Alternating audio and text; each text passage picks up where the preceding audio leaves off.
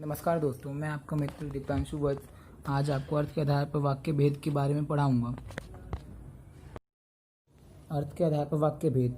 वाक्य में कोई सूचना दी जा रही है या नकारात्मकता का भाव है, प्रश्न पूछा जा रहा है या विस्मय प्रकट किया जा रहा है, काम करने का आदेश दिया जा रहा है या इच्छा प्रकट की जा रही है, इसे ही अर्थ कहा जाता है। इस आधार पर वाक्य के निम्नलिखित 8 भेद होते हैं: विधानवाचक वाक्य, प्रश्नवाचक वाक्य, आज्ञावाचक वाक्य, संदेहवाचक वाक्य, नकारात्मक वाक्य, इच्छावाचक वाक्य, विस्मयवाचक वाक्य, संकेतवाचक वाक्य। विधानवाचक वाक्य: जिस वाक्य में क्रिया होने या करने की सूचना मिलती हो या इस प्रकार का सामान्य कथन हो, उसे विधानवाचक वाक्य कहते हैं। विधानवाचक वाक्य को सकारात्मक वाक्य भी कहा जाता है, क्योंकि इस प्रकार के वाक्यों में कही गई बात को ज्यों का त्यों मान लिया जाता है। उदाहरण जैसे पक्षी घोंसले से उड़ चुके हैं, कविता ने पाठ याद कर लिया है, नदी में बाढ़ आई है, विजया ने दौड़ में प्रथम स्थान प्राप्त किया है, रोहित ने नया मकान खरीदा आदि। निषेधवाचक वाक्य: जिन वाक्यों से क्रिया न होने या न किए जाने का भाव प्रकट होता है, उसे नकारात्मक वाक्य कहते हैं। इन वाक्यों की पहचान ना, मत, नहीं देखकर की जाती है। उदाहरण जैसे पक्षी घोंसले से नहीं उड़े, कविता ने पाठ नहीं याद किया है, नदी में बाढ़ नहीं आई है, ऐसी सर्दी में बाहर मत जाओ, रोहन धूप में ना निकलना। प्रश्नवाचक वाक्य: जिन वाक्यों में प्रश्न पूछा जाता है तथा जिनमें कुछ उत्तर पाने की जिज्ञासा रहती है, उसे प्रश्नवाचक वाक्य कहते हैं।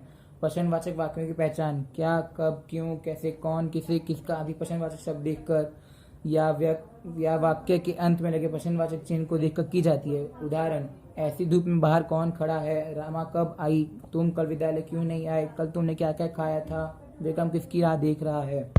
आज्ञावाचक वाक्य: जिन वाक्यों में आज्ञा या अनुमति देने लेने का भाव प्रकट होता है, उसे आज्ञावाचक वाक्य कहते हैं। इन वाक्यों का दूसरा नाम आज्ञा सूचक या विधिवाचक वाक्य भी होता है।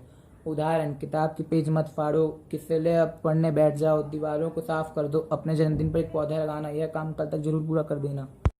इच्छावाचक वाक्य: जिन वाक्यों में व्यक्ति की इच्छा, कामना, आशीर्वाद आदि का भाव प्रकट होता है, उन्हें इच्छावाचक वाक्य कहते हैं। उदाहरण जैसे मित्र जन्मदिन की ढेर सारी बधाइयाँ, ईश्वर करे आप खूब उन्नति करें, हमने चाहा था कि आप साथ साथ रहें, काश इस समय सुमन आज साथ होती, मैं चाहता हूँ कि सभी साथ हों।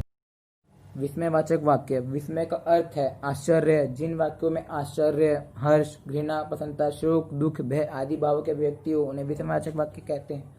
इन वाक्यों का दूसरा नाम उद्गारवाचक वाक्य भी है। विस्मयवाचक वाक्यों की पहचान वाक्य में अहो, आह, हाय, छी और आदि देखकर, ऐसे शब्दों या वाक्य के अंत में लगकर विस्मयवाचक चिन्ह को देखकर भी की जा सकती है। उदाहरण अरे कितना विशाल मैदान है, ओह तुम आ गए, आह इतने सुंदर फूल देखकर मन प्रसन्न हो उठा, सावधान ट्रक आ रहा है, छी नाले के पास बड़ी बदबू थी।